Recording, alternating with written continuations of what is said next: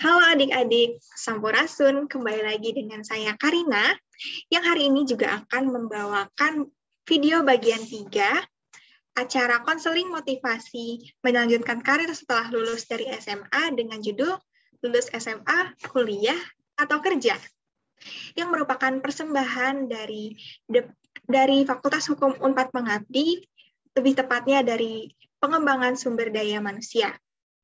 Setelah mendengarkan penjelasan oleh Ibu Ika Marieta, SPSI Psikolog, pada pemaparan video bagian 1 dan bagian 2, masih ada lagi nih adik-adik video terakhir dari kelanjutan materi pemaparan bagian 1 dan bagian 2 tadi.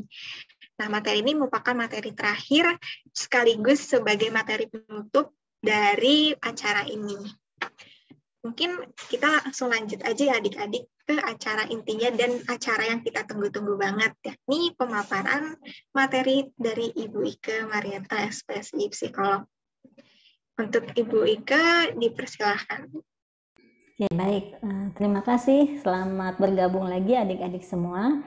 Jadi kita sudah lihat 2 bagian video sebelumnya ya, bicara tentang bakat dan minat, bicara tentang apa pekerjaan yang tersedia dan pilihan. Nah, di sesi terakhir ini atau di bagian terakhir ini kita akan coba lihat satu aspek ya, satu karakteristik penting yang perlu dimiliki kalau kita mau memilih suatu pekerjaan atau mau sekolah. Adik-adik mungkin pernah dengar kata entrepreneurship ya. Ini entrepreneurship atau kalau di bahasa Indonesia itu biasanya diterjemahkan dengan kewirausahaan. Nah, kalau diterjemahin ke bahasa Indonesia kok jadi panjang ya, jadi susah nih, kewirausahaan gitu ya. Tapi kan kayaknya kalau dengar kata entrepreneurship keren gitu ya. Nah, ini saya sengaja pakai ilustrasinya ya. Adik-adik lihat di sini ada ilustrasi, ada satu tunas, satu tanaman gitu ya. Dia tumbuh dari situasi yang kalau dilihat sekilas di sini tanahnya gimana ya? Kering kayaknya ya Kak ya, Kak Karina, ini tanahnya kering, terus tandus gitu ya. Terus ada belahannya gitu. Tapi ada makhluk hidup nih satu di sini gitu ya. Ada satu tunas yang tumbuh, dia bisa tumbuh di situasi seperti ini gitu ya. Jadi kalau kita analogikan, kalau tadi adik-adik lihat gitu ya, bahwa ya mau nggak mau sekarang untuk masuk ke dunia kerja, bahkan untuk masuk sekolah pun ada ujiannya gitu ya. Kakak-kakak di Fakultas Hukum ini keren nih, udah bisa masuk ke universitas negeri, berarti sudah lolos saringan ya. Jadi untuk sekolah pun ya memang kita diuji lagi gitu ya, dites lagi gitu. Artinya memang nggak mudah gitu. Kerja nanti juga sama, kerja dites lagi gitu ya. Gimana sih, kan udah belajar, udah punya ijazah, nggak bisa gitu otomatis langsung masuk. Ya realitanya memang pendidikan, ijazah, nilai IPK itu adalah tiket masuk adik-adiknya untuk bisa masuk ke dunia kerja. Jadi punya nilai bagus, punya prestasi itu wajib sebenarnya gitu ya, karena itu akan menjadi tiket masuk adik-adik, sudah jadi starting point yang berbeda. Jadi kalau sekarang adik-adik punya prestasi yang bagus, itu pertahankan gitu ya, karena prestasi itu adalah tiket masuk atau modal kita untuk berjuang berikutnya. Nah, untuk bisa berjuang berikutnya, katanya ya, ada satu karakteristik penting yang perlu dimiliki. Ya, ini tadi jiwa wirausaha tadi, jiwa entrepreneur. Mengapa sekarang ini penting? Gitu. Ya karena sekarang memang kalau adik-adik lihat gitu ya, perubahan yang banyak nggak memungkinkan kita untuk melakukan sesuatu dengan cara yang sama gitu ya. Kan dulu biasanya juga nggak gini gitu ya. Dulu masuk sekolah cukup ujiannya sekali, atau kerja cukup punya ijazah. Nah, sekarang nggak bisa gitu. Dan juga tadi saya sudah kasih bocoran juga ya, bahkan di sekolah-sekolah kedinasan pun sekarang yang didorong adalah jiwa entrepreneur gitu.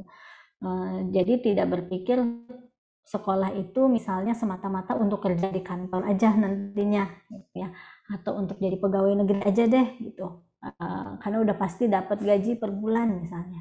nggak seperti itu. Nanti zamannya berubah, ya kita juga harus bisa berubah. Nah, apa nih entrepreneurship itu? Gitu ya. Entrepreneurship ini kata dari bahasa Prancis kalau saya nggak salah ya. Adik-adik boleh cari tahu lebih lengkap ya. Nah, untuk punya entrepreneurship, apa sih yang harus kita lakukan? Atau apa sih ciri-ciri gitu ya, ciri-ciri bahwa seseorang punya jiwa entrepreneurship dan kenapa ini penting? Jadi entrepreneurship ini adalah satu kemampuan ya untuk bisa berpikir kreatif, untuk bisa bertindak inovatif ya sebagai upaya menghadapi tantangan hidup. Nih, kembali ke gambar ilustrasinya nih. Gimana caranya nih si tanaman ini bisa tumbuh, si tunas ini? Padahal kalau kita lihat itu di situ banyak kerikil gitu ya, banyak batu. Apa yang dia lakukan ya gitu ya, terlepas dia adalah makhluk hidup yang memang diciptakan oleh Tuhan Yang Maha Esa gitu ya, kita bisa ambil ini analogi bahwa untuk dalam situasi-situasi yang sulit pun kita bisa melakukan sesuatu kalau kita tadi berpikir kreatif, bertindak inovatif. Berpikir kreatif itu apa sih gitu ya? Berpikir kreatif itu artinya kita selalu mencoba cara-cara baru, mencari cara-cara baru untuk menyelesaikan satu tugas misalnya, atau satu apa ya, kalau di sekolah ya tugas ya, atau cara kita belajar misalnya gitu ya. Adik-adik misalnya selama ini kalau PJJ itu suka susah sebenarnya bisa ikut pelajaran dengan baik karena belum bisa pakai HP misalnya atau internetnya jelek. Lalu adik-adik berpikir nih, gimana caranya ya biar kalau pas internet jelek itu kemudian saya nggak bisa ngikutin pelajaran atau nggak bisa ikut penjelasan guru.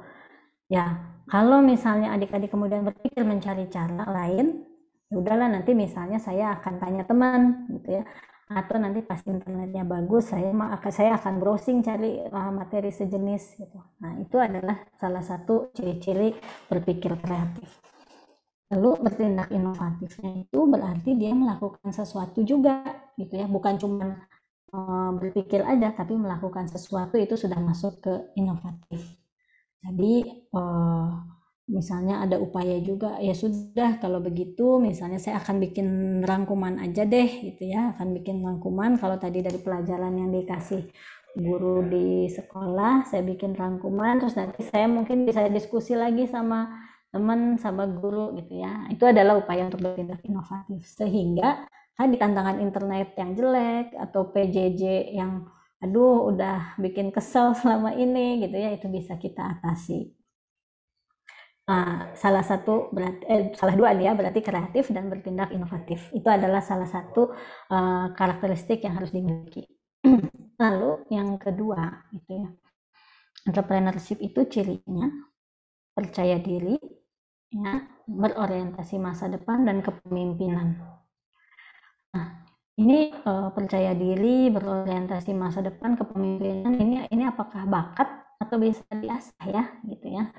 Nah, kalau kita bicara percaya diri, orientasi masa depan sama kepemimpinan, berita baiknya ini adalah sesuatu yang bisa diasah.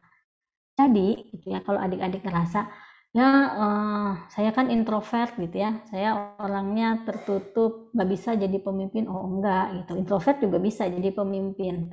Yang tadinya nggak pede bicara di depan kelas, nggak pede ketemu orang, bisa juga dilatih ya. Berorientasi masa depan ya, ini yang sekarang kita harus belajar dari sekarang gitu ya, berpikir, bukan hanya berpikir oh yang lalu caranya seperti ini, tapi kita harus berpikir nanti ke depan kira-kira kalau udah pandemi ini selesai seperti apa ya cara kita sekolah.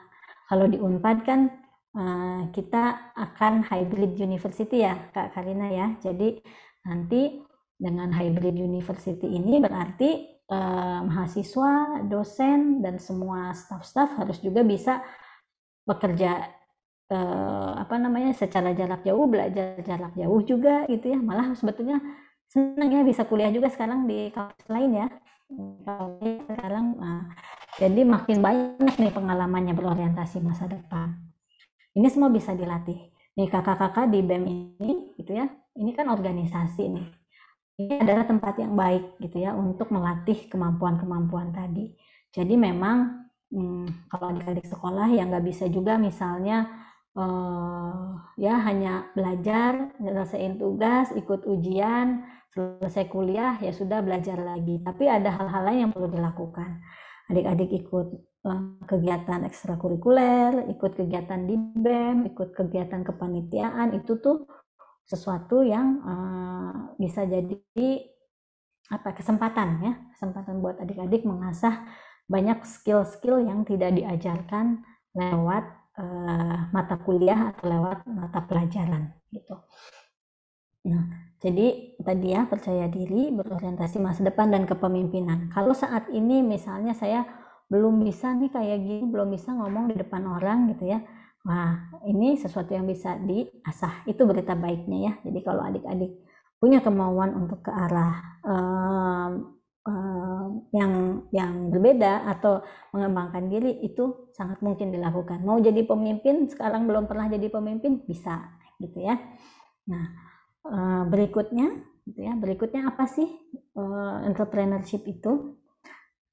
Dengan sikap, sifat, dan ciri entrepreneurship ya, ada hal penting yang kemudian bisa dilakukan seseorang. Yang pertama, dia bisa mengendalikan nasib sendiri. Ya, maksudnya apa nih mengendalikan nasib sendiri? Karena dengan punya entrepreneurship itu kita bisa punya rencana, kita bisa bisa menentukan gitu ya, apa sih yang mau kita lakukan berikutnya. Menciptakan perubahan itu sudah pasti gitu ya, karena orang yang tadi berpikir kreatif, mencari cara yang baru, itu adalah mereka-mereka yang bisa menciptakan perubahan. Dan yang terpenting, ini yang paling penting banget gitu ya, bisa melakukan sesuatu sesuai kemampuan. Ya, karena ketika kita bisa melakukan sesuatu sesuai kemampuan, kalau kata ilmu psikologi, ini adalah orang yang sejahtera. Nah, sejahtera lahir dan batin, karena ya dia nggak akan merasa tertekan gitu ya untuk melakukan sesuatu yang sebenarnya saya nggak bisa atau sebenarnya saya nggak suka tapi saya dipaksa gitu, atau ya sebenarnya saya nggak suka kerja kantoran misalnya ya, tapi karena orang tua atau keluarga mengharapkan saya kerja kantoran, ya udah saya kerja di kantor padahal merasa tertekan. Nah, tapi kalau adik-adik punya ya, mengembangkan, sebetulnya lebih tepatnya mengembangkan entrepreneurship ini, kondisi-kondisi tadi, kondisi terakhir kita bisa sesuai, berkembang sesuai dengan potensi, ini yang akan tercapai gitu ya. Jadi memang mau dimanapun adik-adik nanti sekolah, mau dimanapun bekerja, apapun itu pilihan karirnya gitu ya, ada satu yang memang bisa mengantarkan ya, atau bisa membantu adik-adik untuk berhasil kalau kita punya jiwa entrepreneurship ini. Jadi sebenarnya entrepreneurship ini enggak terbatas pada berarti orang yang punya entrepreneurship ini orang yang punya usaha ya gitu, yang punya bisnis sendiri ya, kan kita mungkin sering dengarnya gitu ya. Kalau orang yang punya wirausaha itu berarti punya bisnis sendiri, punya usaha sendiri. Itu salah satunya. Tapi sebetulnya kalau kita tarik ke makna diri atau pribadi, setiap dari kita itu ya, mau itu pedagang, petani, atau bahkan misalnya ahli hukum sekalipun, dokter, dan lain sebagainya, harus punya jiwa entrepreneurship ini. Karena dia yang kemudian bisa menciptakan perubahan-perubahan atau hal-hal baru. Itu adik-adik ya. Jadi dalam menjalani studi, dalam mengembangkan pilihan-pilihan untuk kerja atau sekolah, sangat banyak kesempatannya di luar sana gitu ya. Mumpung kalau adik-adik bisa sekolah gitu ya, bisa punya prestasi yang baik, itu adalah hal-hal yang akan menjadi bekal pertama untuk keberhasilan, seperti itu. Dan berikutnya lewat pendidikan, ya, lewat pendidikan, karena hanya lewat pendidikan ya kita bisa mengasah diri ya. Kalau sudah bekerja itu adalah ujian sesungguhnya ya, atau ujian dalam pekerjaan. Nah, oke, ini sudah ada akhir video kita sebetulnya ya Kak Karina. Jadi mudah-mudahan dengan tadi informasi atau sharing-sharing yang diberikan tentang dunia kerja, pilihan studi, dan apa yang bisa adik-adik lakukan, gitu ya. Adik-adik bisa menemukan kemampuan masing-masing, bisa menemukan apa yang saya bisa dan saya nggak bisa. Jangan bosan mencoba, dan kalau misalnya adik-adik merasa butuh bantuan juga untuk menemukan bakat dan minat ini, silahkan nanti bisa diskusi dengan kakak-kakak di BEM Fakultas Hukum, bisa juga minta bantuan profesional gitu ya kalau ingin sharing-sharing yang lain. Nah, yang terakhir ini saya ambil salah satu quotes ya. Kalau kata saya ini sepertinya akan bisa jadi bekal yang baik gitu ya. Ini dari Bill Gates ya. Mungkin udah sering ya dengar nama Bill Gates ya, adik-adik ya semua. Jadi dia adalah founder Microsoft. Jadi kalau sekarang kan PJJ siapa yang nggak pegang laptop, nggak pegang komputer gitu ya, nggak pakai Word, nggak pakai Excel gitu ya, nggak pakai program. Nah, ini adalah foundernya. Nah, ada salah satu quotes yang menurut saya ini sangat bermakna ya. Jika kamu tidak membangun mimpimu sendiri, maka seseorang akan mempekerjakan kamu untuk membangun mimpi mereka. Ya. Jadi kalau kita lihat tadi kaitannya dengan sesi bahasan kita yang terakhir tentang entrepreneurship, ya, entrepreneurship ini akan membekali kita gitu ya untuk bisa membangun mimpi kita sendiri. Kalau enggak, kalau bukan diri kita yang membangun mimpi kita, siapa lagi gitu ya? Atau memang nanti adik-adik memilih ya udah saya akan semata-mata kerja untuk orang, saya akan sekolah untuk orang juga gitu ya, sekolah untuk menyenangkan orang lain, orang tua saja misalnya, atau untuk menyenangkan, untuk memenuhi kewajiban saja gitu ya, atau memang adik-adik memilih sekolah dan pekerjaan dengan sungguh-sungguh. Jadi memang semua kembali ke diri kita gitu ya, kembali ke bagaimana kita memahami, kemudian kita mau menerima diri kita, dan yang terpenting kita mau berusaha membangun diri kita. Baik, terima kasih adik-adik semua, dan terima kasih kepada kakak-kakak di BEM Fakultas Hukum Unpad 2021 ya. Semoga semua yang diupayakan selama ini mendatangkan kebaikan dan keberhasilan untuk semua. Salam. Baik. Nggak kerasa nih adik-adik, sekarang adik-adik udah nonton video bagian 3, yang mana video ini tuh merupakan akhir perjumpaan kita pada kegiatan konseling ini. Semoga di kesempatan lain nantinya kita dapat ketemu lagi ya adik-adik. Selanjutnya saya ucapkan terima kasih kepada Ibu Ike Marieta, SPSI Psikolog dari Pusat Inovasi Psikologi Universitas Padjadjaran, yang telah bersedia untuk menjadi narasumber pada kegiatan kali ini.